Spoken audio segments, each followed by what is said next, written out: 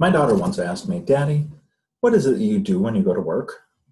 It took me a second to formulate the right response for her 4-year-old mind and experience, but I went with something similar to when somebody gets in a car accident or is hurt at work, I step in to help them through that process. She stopped for a second and said, well, why don't you just tell them to stop doing that so you don't have to work so hard? As adorable as it may be, she has some truth in what she's saying. We have a responsibility in risk management and safety to empower our associates with the tools necessary to avoid injury and accidents. Welcome to the Safety and Risk Management Calibration for 2017. I'm Matt Shoff, the Director of Insurance Risk Management. We'll be going over some of our trends from 2017 year to date and compare them to years past. We'll take a look at how we're doing now compared to where we have been and what that means for the future. Year to date, our lost time injury rates have reduced significantly. Along with that, we've seen a huge reduction in workers' compensation exposure and auto liability claims. We've implemented some better communication modalities and are very excited for what that means for the future. Now, we need to also keep in mind that this is not a year-to-year issue. It's much longer term than that. We need to be in it for the long haul. We have exposures that are dating back to 2007 and beyond. And that also means that every action that we take now, we need to keep in mind will be impacting us, could potentially be impacting us 10 years into the future. There are a number of metrics that we use to identify the health of our organization in terms of safety. We use incident and injury rates. We track driver training and how much of that has to do with safety so that we know that they are prepared to avoid certain situations or how to respond to them. And also, we have a training program for our dock and warehouse associates in terms of safety. So they are also best equipped to handle and prevent certain situations. Our injury rates are measured in terms of lost time. Lost time injuries per 100 full-time associates is the rate that we use to compare ourselves to other companies in our industry. In 2017, we have seen year-to-date a downturn of about 55% over last year at about this time last year. We have actually just reached below 4 lost time injuries per 100 associates, and it is extremely commendable.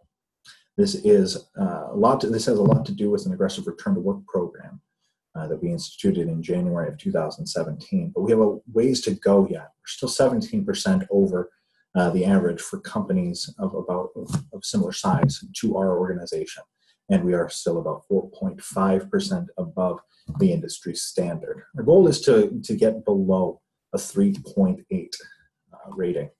And we are well on our way, but this also requires intentional action on our part for the next months and years to come. Our incident rates have seen a similar downturn, maybe not as dramatic, but our motor vehicle accident rate per million miles traveled is down 21% over last year. It's still 5% over similar companies in our industry and 16% over the national industry standard.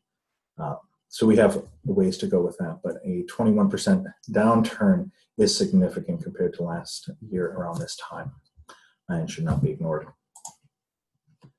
Driver training and performance has a lot to do with our overall CSA score, in particular our basic score for CSA.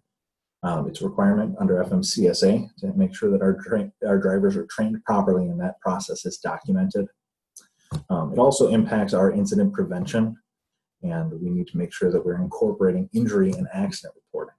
This hasn't been measured as accurately in the past as it has in recent months, but I am excited to see how our communication and documentation strategies will impact all of these areas in the near future.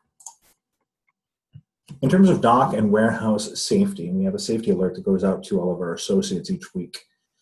We haven't tracked who has been reading those because we didn't have a structure by which to do that in the past. Recently, as recent as June 2017, we implemented the safety quiz went out monthly following the safety alerts, which allowed associates to participate for an incentive and show what they've learned through the safety alerts. Our participation numbers have increased month by month, but still have a ways to go. So how did we get here? Where did we come from, and how did we get to some of the successes that we've seen? In the past, we didn't necessarily focus as strongly on returning injured associates to work. And so the implementation of that aggressive return to work program in early 2017 accounts for a lot of that LTI reduction that we saw. The Critical Incident Emergency Hotline and standardized reporting system that has been implemented by our safety department is very crucial in reducing the work comp exposures and auto liability exposures, as we're able to get out in front of those and assign proper medical treatment or the appropriate vendors for repair of an asset or investigating a collision right off the bat. In addition to that, we've implemented a new safety committee. It is a team of cross-functional associates in the field that have a weekly conversation with the safety department and the risk management department in terms of what has happened over the past week and how have we responded. What kind of information can we glean from that conversation company-wide in order to have a safer overall experience? Now looking to the future, we have a couple of things at play. In terms of training, which is very crucial to the nature of safety and our safety mindset in the organization, we have a safety trainer coming out to work with us at the end of September. The position is being filled as we speak, and we look forward to what they bring to the table. Part of that will be updating driver qualification and training files so that we know that our drivers are properly trained and knowledgeable in terms of safety while out in the field. We also have some outstanding LPD exposures and work comp claims that need to be resolved, as they do exist on a former policy through a different carrier that actually comes with a certain premium attached to it and should be resolved as quickly as possible in order to avoid unnecessary costs associated with it. I'd like to return to a bit of the conversation we had at the beginning, and that is the safety mindset of a child. I imagine that my daughter, her approach to what we're doing here might only exist in the realm of family, because that is the majority of her experience. And I think we should take a note from that. And I think we should take a look at how we're communicating this information to our family of associates out in the field. We truly care about them like we do family and close friends. We want to make sure that they're safe. We want to make sure that they have everything they need in order to remain safe out there.